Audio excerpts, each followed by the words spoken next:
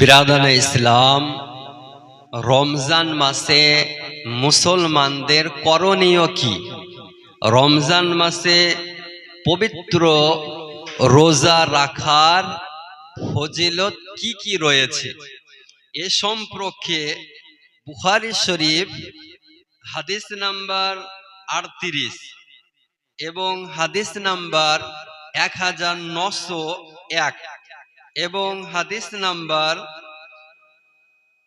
2014 মধ্যে উল্লেখ রয়েছে।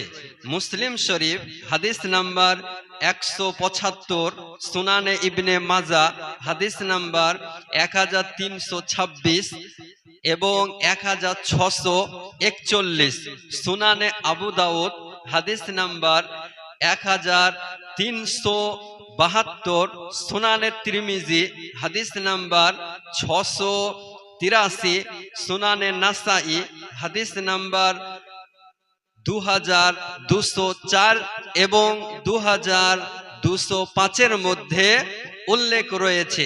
হযরত আবু হুরায়রা রাদিয়াল্লাহু তাআলা আনহু হতে বর্ণিত, তিনি বলেন, আমার মহানবী সাল্লাল্লাহু তাআলা আলাইহি ওয়াসাল্লাম বলেছেন, যে ব্যক্তি ঈমানের সহিত নেকির উদ্দেশ্যে রমজান মাসে রোজা রাখবে, আল্লাহ তাবারক ওয়া তাআলা তার অতীতের সমস্ত সাগীরা গুনাহ ক্ষমা করে দিবেন।